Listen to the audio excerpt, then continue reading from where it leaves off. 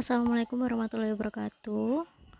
Dalam kesempatan kali ini, Budian akan menjelaskan terkait PKL Mandiri yang kalian laksanakan di tanggal 19 Oktober sampai dengan 13 November. Nah, pertama-tama kita lihat metrik dulu ya. Nah, di metrik ini kan udah jelas apa yang harus kalian lakukan selama 1 bulan melakukan prakerin mandiri. Saya besarkan dulu.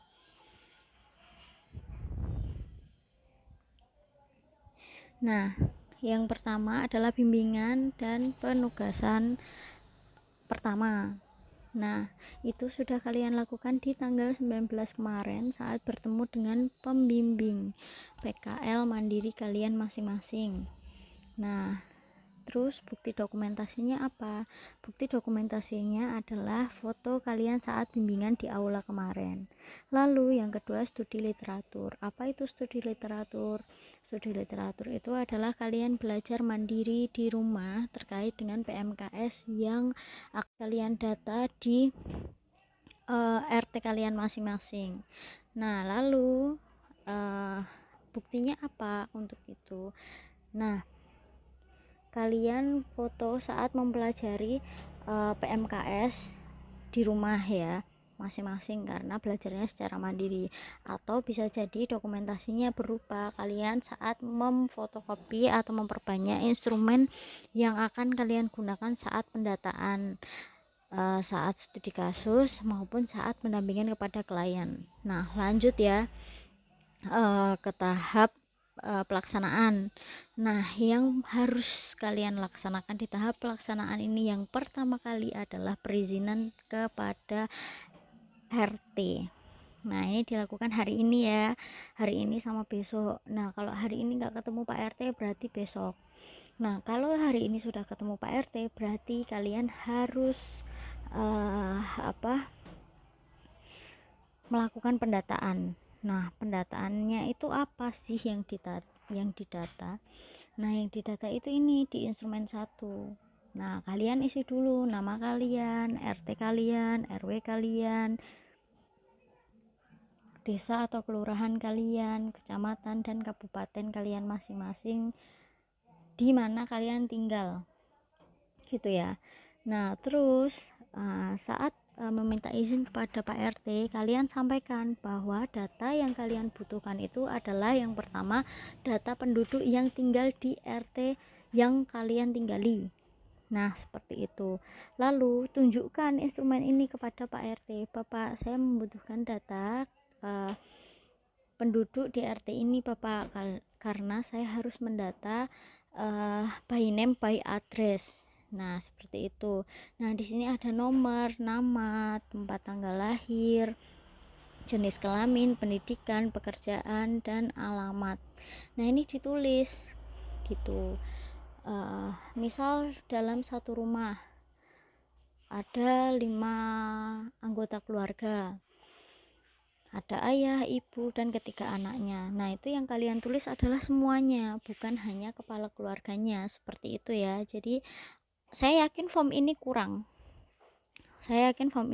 jadi tugas kalian adalah memperbanyak form ini ya, form yang kolom kedua ya, jangan form yang kolom 1 dan kolom 3, karena ini sudah ada tanda tangan RT pembimbing dan tanda tangan kalian ya. Jadi yang di copy itu adalah lembar keduanya, perbanyak ya, gitu, jelas. Nah, ini untuk yang pendataan. Kalian pendataan sampai dengan tanggal 24 Oktober 2020. Nah, lalu setelah pendataan kita lihat metrik lagi ya. Kita lihat metrik lagi. Nah, setelah pendataan kalian mengidentifikasi PMKS dari data penduduk. Nah, ini dilakukan tanggal berapa anak-anak? Dilakukan tanggal 26 dan 27 Oktober, 2 hari. Nah, kita lihat instrumen yang kedua. Nah, instrumen kedua ini adalah pengelompokan PMKS yang ada di RT kalian. Nah, jadi Ya, saya perbesar. Nah, ini sama seperti kolom yang di atas ya, diisi nama kalian, RT, RW, desa atau kelurahan, kecamatan, dan kabupaten. Nah, lalu daripada kalian menuliskan kembali satu-satu semuanya, nah, yang ditulis di sini adalah penduduk yang masuk ke dalam kriteria PMKS yang ada di Permensos nomor 8 tahun 2012. Nah, ini kan kemarin sudah Ibu berikan pedoman ya. Nah, di sana sudah sangat jelas apa namanya? Kriteria dan pengertian dari PMKS. Nah, tugasmu yang tadi studi literatur itu adalah belajar itu, gitu. Gunanya untuk apa? Ya agar kalian bisa mengelompokkannya di sini, gitu. Jadi misal di atas nomor 1, oh dia itu masuk ke dalam kriteria anak balita terlantar karena berat badannya turun drastis pas posyandu, terus karena badannya kurus, karena sering sakit-sakitan. Nah, karena tidak ada orang tua yang mengurus, diurus baik. Nah, nomor 1 ditulis sama balitanya itu siapa. Nah, terus di sini jenis PMKS ditulis, oh masuk ke dalam kriteria anak balita terlantar. Nah, seperti itu dan seterusnya, gitu ya. Gitu jelas. Nah, ini untuk yang form kedua. Lalu form ketiga ini adalah akumulasi dari data PMKS yang sudah kalian data. Nah, ini kayak gini. Misalnya yang pertama anak balita terlantar. Ada berapa ya di RT ku? Oh, cuman ada 1. Anak terlantar. Anak terlantar tuh apa? Anak yang putus sekolah, anak yang sudah tidak memiliki orang tua, anak yang kekurangan ekonominya. Nah, itu di RT saya tidak ada. Nah, ya udah di strip aja atau ditulis 0 gitu. Anak berhadapan dengan hukum itu apa? Anak yang didakwa, anak yang dijadikan saksi, anak yang dijatuhi hukuman. Nah, ada nggak di RT saya? Oh, ternyata tidak ada, ditulis 0 gitu ya, disesuaikan dengan kriteria PMKS yang ada di Permensos nomor 8 tahun 2012, atau lebih jelasnya dilihat di pedoman PKL yang sudah Budian share ya di grup. Jelas instrumen ini.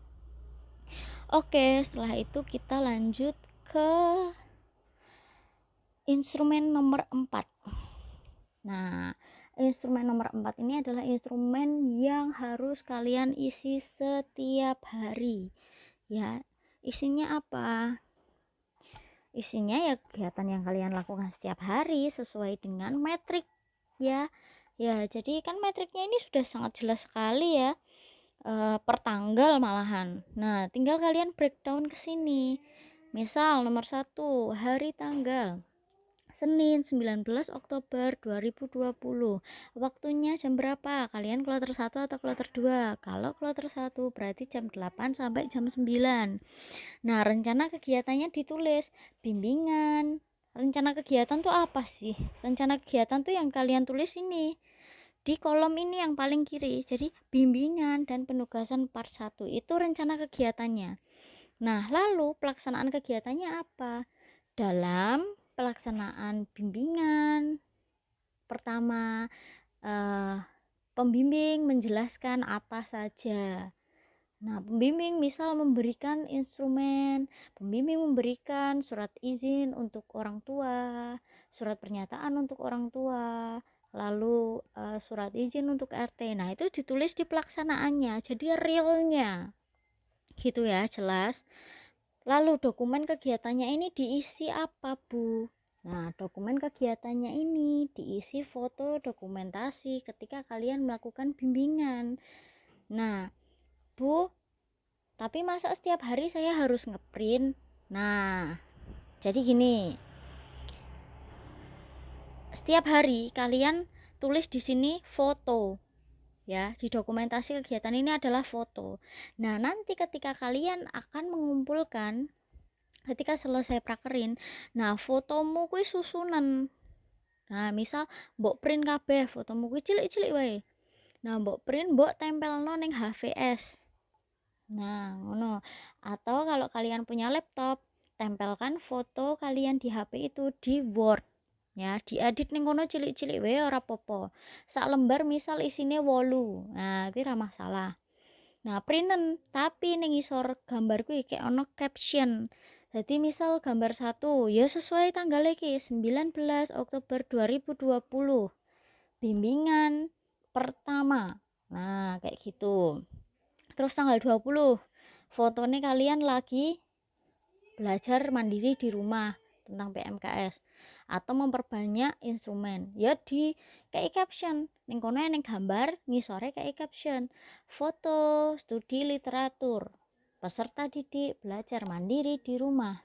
Nah, terkait PMKS yang akan didata saat prakerin. Jelas? Jadi ning kene to, tulisan wae foto kayak gitu. Engko nek numpuk ya fotone kuwi printen, fotone kuwi lamperno ning kene gitu. Nggak harus kalian ngeprint setiap hari, jelas? Gitu ya. Oke, kita lanjut. Instrumen kelima. Catatan proses. Nah, sebelum masuk ke sini kita lihat metrik kita dulu. Nah, setelah identifikasi, nah ini ada perencanaan dan penyusunan instrumen wawancara atau asesmen PMKS. Nah, dari PMKS yang sudah kalian akumulasikan ini, nah, pilihan salah siji. Nah, apa yang harus saya pilih, Bu? Sesuai dengan pelajaran yang ada yang kalian pelajari selama kelas 11 dan 12. Apa sajakah itu? Lansia, anak, dan disabilitas. Nah, disabilitas ini dibagi jadi dua. Anak dengan kedisabilitasan. Nah, anak dengan kedisabilitasan ini usia 0 sampai 18 tahun. Nah, kalau penyandang disabilitas ini usianya 18 tahun ke atas. Jelas? Nah, jadi disabilitas dibagi jadi dua ya. Silakan kalian pilih. Gitu.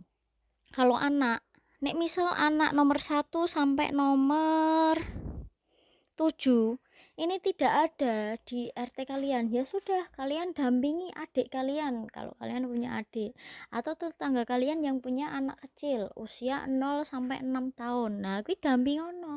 Entah itu malas belajar, entah itu susah makan, entah itu dia kecanduan gadget. Nah, kuwi dampingono. Nah, di dalam sini di instrumen terakhir, instrumen 9 ini sudah sangat jelas Ibu rinci ya terkait dengan kegiatan yang kalian lakukan. Misal lansia. Nah, ini kalian harus praktek memandu senam lansia. Nah, aku difoto. Nah, kalian kapan melakukan kegiatan ini? Ya, mulai dari tanggal ini, Nak. Kalian pendampingan itu mulai tanggal ini. Tanggal 28 sampai tanggal kok 28 toh, bentar. Pelaksanaan asesmen ini ya. Pelaksanaan asesmen itu tanggal 2 sampai dengan tanggal 7. Jelas? Tanggal 2 November sampai dengan tanggal 7 kalian melakukan pendampingan itu. Ya wes, praktekno iki kabeh. Nah, lansia berarti prakteknya A sampai F, ki praktekno kabeh. Anak A sampai L, ki praktekno kabeh. Terus disabilitas A sampai G. Nah, kuwi praktekno semuanya. Ini di sini sudah sangat jelas. Tinggal kalian membagi dalam hari-harinya. Misal, oh dino iki aku pengennya senam lansia sih. Oh dino iki aku pengen dampingi lansia nuntun saka kamar ninggon kamar mandi, saka kamar nggo lingguh-lingguh ning teras. Nah, seperti itu kan jelas banget di sini. Nah, terus kita kembali ke instrumen tadi ya, yang catatan proses. Nah, catatan proses ini apa sih, Bu? Nah, kalau kalian masih tanya-tanya, berarti kalian tidak membaca materi yang sudah ibu berikan. Nah, kalian kan sudah dikasih materi pencatatan.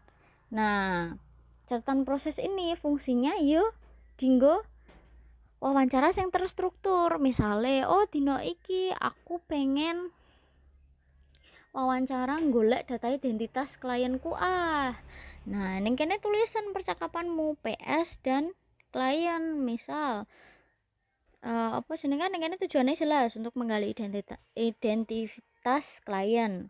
Tempatnya ning di ning omahe klien kan otomatis. Nah, ning kene wawancara iki isinan PS. Nah, awalnya kan ku yo perkenalan sih. Assalamualaikum Mbah. Assalamualaikum Dek. Nah, di sini kita ngobrol-ngobrol bentar ya. Mbak mau tanya bla bla bla bla kayak gitu. Ya wes wawancara, direkam sik wae. Bar direkam lagi mbok tulis ning kene. Jelas? Baru kalian pindah ke sini. Nah, dalam proses wawancara, kalian kan pasti mengamati apa namanya? Raut mukanya. Nah, itu kan menggambarkan perasaan klien. Nah, itu ditulis di perasaan klien di sini. Gitu ya, jelas. Nah, jadi catatan proses iki ora kok bendino kalian ngobrol sama klien mbok tulis di sini, enggak. Itu hanya untuk penggalian identitas, hanya untuk penggalian latar belakang masalah klien seperti itu. Kalian saat melakukan intervensi ke klien, nah itu ditulis di sini gitu. Jadi wawancara yang terstruktur. Nah, nek wawancara gur basa-basi ngono ya rasa mbok tulis, kemeng kalian nulis banyak banget ya. Jelas ya? Nah, terus catatan ringkas. Catatan ringkas ini adalah kesimpulan dari catatan proses yang sudah kalian buat ya. Kalau pengen tahu isinya apa, buka materi PPT yang sudah Budian berikan. Itu sudah sangat jelas di sana. Sudah ada gambaran isinya ya, tinggal kalian menyesuaikan sama apa keadaan di lapangan yang kalian lakukan gitu ya. Nah, terus ini di instrumen 7 ini ada format studi kasus. Nah, studi kasus ini ditulis tangan apa diketik ya, Budian? Nah, studi kasus ini nantinya diketik. Nah, pas apa saat durungnya di print, dieling-eling, dikonsultasikan sama guru produktif. Guru produktif loh ya. Jelas, jadi orang yang pembimbing. Karena ketika kalian konsultasi ini, studi kasus ini sama pembimbing, beliau tidak akan tahu karena tidak mengajar jurusan pekerjaan sosial gitu. Baru nanti setelah kalian konsultasikan sama guru produktif, nah terus guru produktif wes sampai printen, nah baru kalian print. Jelas gitu ya. Nah, terus ini adalah contoh form rencana intervensi ya. Iki masuk neng ya rencana intervensi. Jadi kalian nulis di sini. Oh, aku wis ngerti gejala masalah klienku opo. Misal anak yang ketergantungan gadget. Jadi setiap hari itu mainnya gadget, nggak mau main keluar sama temennya, nggak mau ngobrol sama orang lain. Nah, oh neng kene aku melakukan rencana intervensi nomor 1. So tanggal 5 November.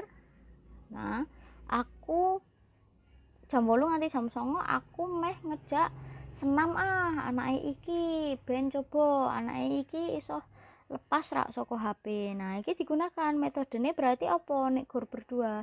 Metode pembimbingan perseorangan atau casework ya. Terus tekniknya apa? Nah, mungkin menggunakan apa? Teknik tuh ada mungkin menggunakan teknik support. Nah, nek di dalam aku mengajari anak iki senam, tak kei support. Ayo apa jenenge kita mainan joget-joget ya biar dia lupa sama HP. Misalnya jangan mainan HP terus ya, karena itu nanti merusak mata dan lain sebagainya. Nah, seperti itu. gitu. Terus rencananya iki mau ditulis, oh aku meh melakukan senam. Nah pelaksanaannya iso ra. Nah diceritake pelaksanaannya, ketika saya melakukan senam anak masih tidak apa namanya, memiliki keinginan untuk mengikuti gerakan yang saya lakukan misalnya, karena isin ya mungkin kan anak-anak. Nah seperti itu diteruskan sampai akhir intervensi gitu ya, jelas gitu. Nah terus kita kembali ke metrik dulu, ada beberapa yang harus ibu jelaskan. Nah setelah kalian melakukan identifikasi PMKS tadi kan sudah, kalian milih salah satu PMKS. Nah misal aku milih anak weh, aku milih disabilitas weh. Nah sebelum kalian melakukan assessment atau penggalian data, kalian izin dulu, Mbah, Dek, Mas, saya mau melakukan penggalian data identitas, data latar belakang riwayat hidup panjenengan, apakah Anda bersedia? Nah ditanya dulu, karena perizinan ini bisa berupa bisa secara tertulis maupun lisan. Nah misal klienmu sudah lisan, oh ya saya mau, nah jelaskan apa yang akan kalian lakukan. Misalnya, oh nanti ketika melakukan penggalian data saya membutuhkan dokumentasi, saya membutuhkan data identitas, saya membutuhkan latar belakang riwayat hidup, seperti itu, dan saya akan melakukan pendampingan kepada panjenengan, apakah Anda bersedia, seperti itu. Nah dijelaskan, karena perizinan ini tidak saklek harus tertulis ya, jadi bisa lisan bisa tertulis, jelas. Nah terus pelaksanaan assessment tadi jelas ya, udah ibu jelaskan kan tadi, udah ada formatnya. Nah pendampingan kiyo saya mau kalian melakukan kegiatan praktek sesuai dengan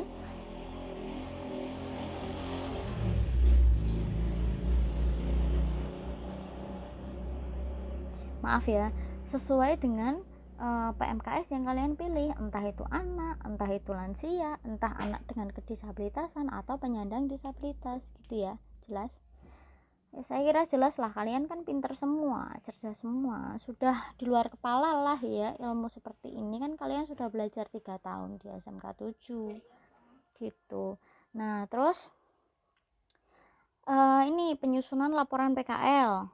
Nah ini dilakukan, dikasih waktu 3 hari loh, dari tanggal berapa ini, 10 sampai 12 November. Nah ini gunakan semaksimal mungkin, kalian ngetiki studi kasusnya kalian, kalian nyusun dokumentasi kalian, kalian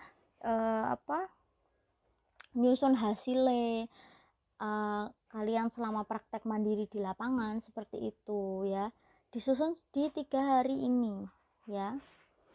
Terus yang terakhir, pengesahan dan penyerahan laporan ke guru produktif gitu, jelas ya. Kalau ada yang masih kurang jelas, berarti kalian tidak menyimak video ini dengan baik, tidak membaca pedoman PKL dengan baik, tidak melihat matrik dengan baik, tidak melihat atau membaca format pencatatan yang ibu sudah berikan. Nah ya, jelas ya. Jika ada pertanyaan silahkan langsung di grup aja, nggak masalah, itu kan kita bisa baca semuanya, teman-temanmu nanti juga bisa baca. Kalau siapa tahu temenmu ada yang punya masalah kayak kamu, terus ternyata dia nggak berani ngomong, yang berani ngomong kamu, terus dapat jawaban dari guru kan, nah itu kan sharing. Nah pokoknya jangan sering-sering japri ke guru produktif, langsung aja tanyakan di grup, pasti guru akan juga menjawab di situ, teman-temanmu juga bisa baca di situ gitu, jelas ya. Ya mungkin itu yang bisa ibu sampaikan. Mohon maaf apabila ada kesalahan kata atau tadi ya sedikit rame ya, karena ada motor yang lewat gitu, saya mohon maaf. Mohon maaf juga saat di aula ibu tidak menjelaskan terkait dengan metrik ini secara rinci ya, karena kalian kan sudah mengikuti Zoom. Nah, ya sudah, tidak apa-apa. Terima kasih atas perhatiannya. Sekian, wassalamualaikum warahmatullahi wabarakatuh.